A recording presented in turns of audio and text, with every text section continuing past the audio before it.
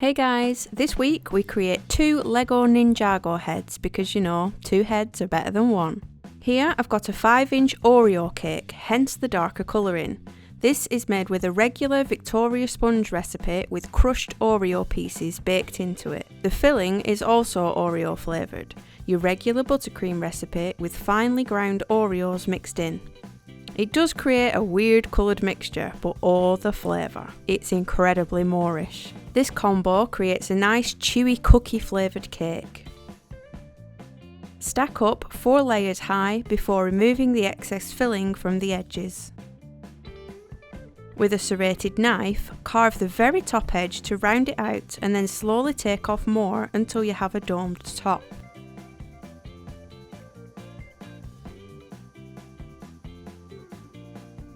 Put the whole thing in a rough layer of ganache, just to seal it in and firm up the structure. Once that sets, you can add the second layer. You can see it doesn't wobble as much now and it's easier to cover. You can smooth the sides with a rigid scraper like this one, and for the domed top, an acetate smoother is ideal as it bends to shape. Hold it at a slight curve and smooth out the top.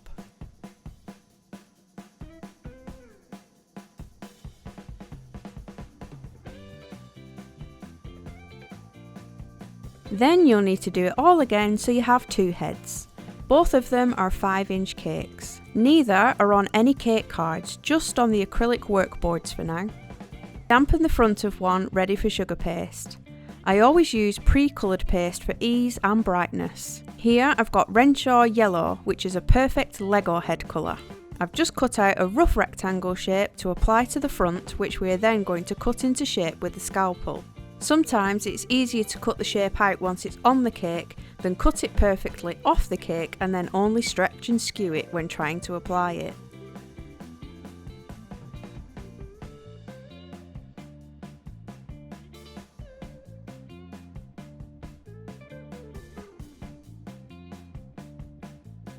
I'm making particular characters and one has a blue face, so that's what I've added here.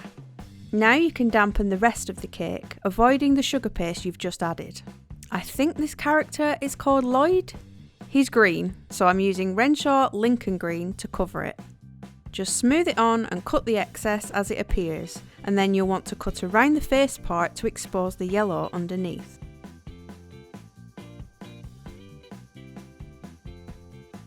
Don't worry about gaps, there will be extra pieces above and below it.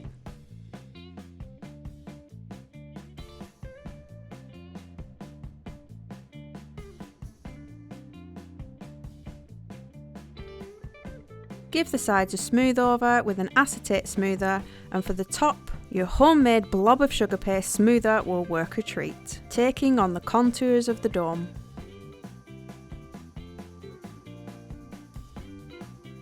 With your little finger, run 2 channels across to the back of the head.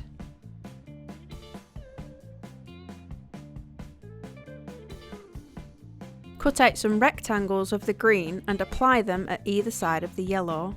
Running your finger on the cut edge will soften them and give it a more finished look.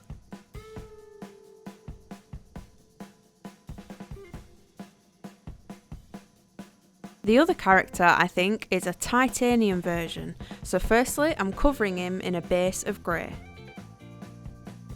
On a large board, I think this was around 15-inch, add some ganache to one side and gently place the green head, leaving enough room for the other one to fit.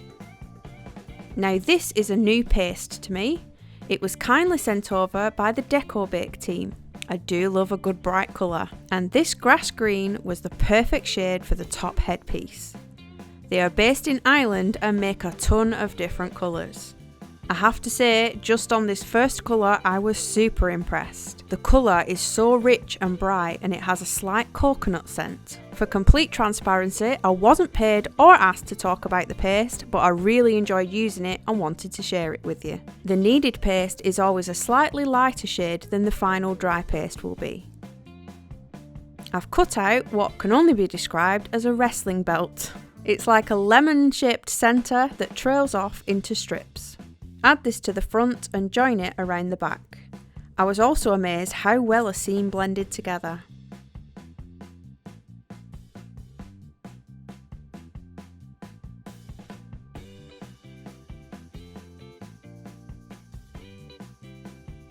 Again, with your little finger, because it's a miraculous little tool, marking some crease lines on the sides.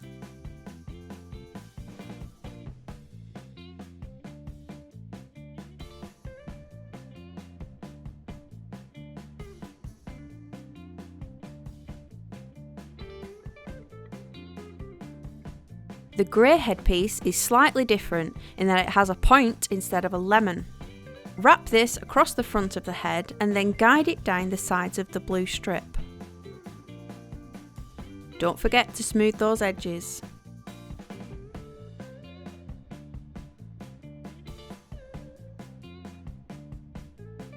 This one has an arched shape crease across the front. Add some more ganache to the board and place the second head on, leaving a little gap between them. Now the titanium one has some sort of eyepiece. I'm not sure. The birthday boy, I'm sure, is the expert in this field. Roll out a darker grey string and join the cut ends together by rolling and rubbing the seam.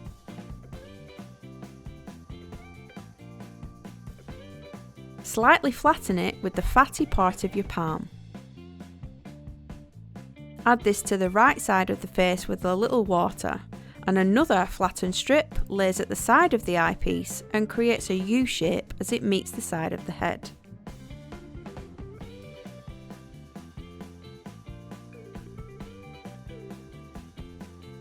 Stick on a black oval for the left pupil and white dots for catch lights.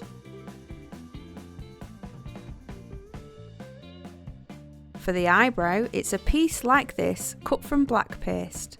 The longest piece runs across the top of the oval, dips in the centre and then joins the eyepiece. Just trim it down with a scalpel to make it fit.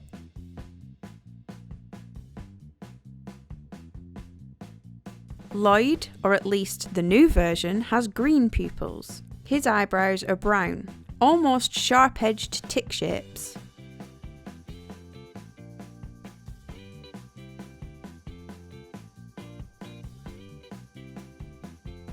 Now we need to cover the board before adding more of the mask. I've got a piece of black here which I've cut 2 curves out of so it'll fit around the cakes. Just gently manoeuvre it into position, pushing that extra piece between the heads. Piece the back in the same way, cutting where it joins and smoothing it out. To add a bit more interest, we can texture it with a ball tool. However, this might not be good for people with trypophobia, so feel free to skip past it.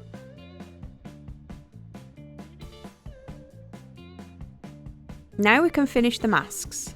Dampen across the bottom and cut out a strip with a V at the bottom. Again, don't forget to smooth those edges, it always does make a difference. Fix this around the base and add in some creases with that special tool of yours.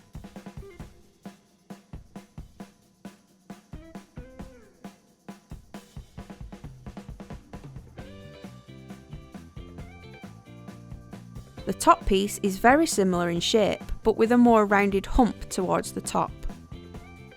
Trim this down and take a look at your reference Lego head. This one in particular had a wider crease, which I'm adding here by opening it up.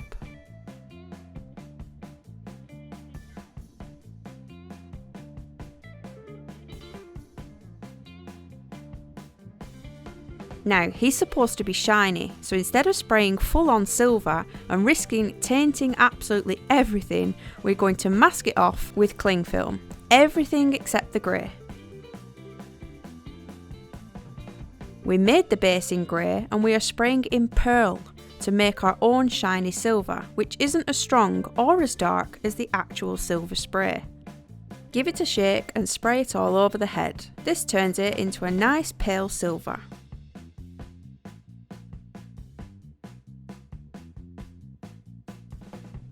Remove all the cling film, and if you have any overspray, don't worry. Pearl is a little easier to get off. Just take a wet paintbrush and dab it off with some kitchen towel.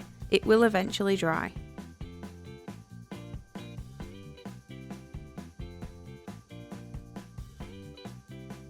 Continue on with finishing the green head.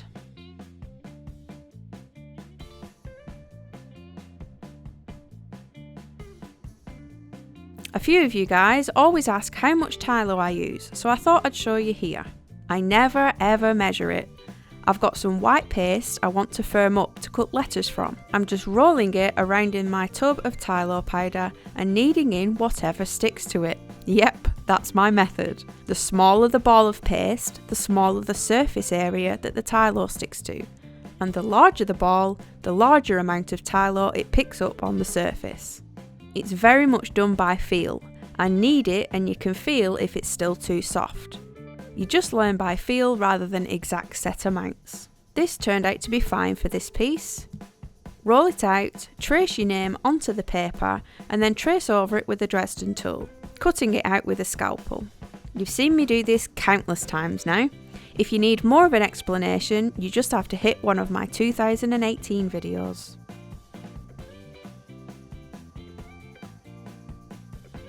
Back your edge onto a thin piece of black paste so it stands out.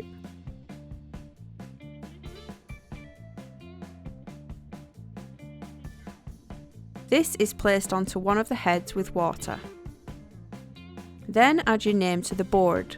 I mean seriously, I've been doing this over a year now and I still manage to film things out of shot.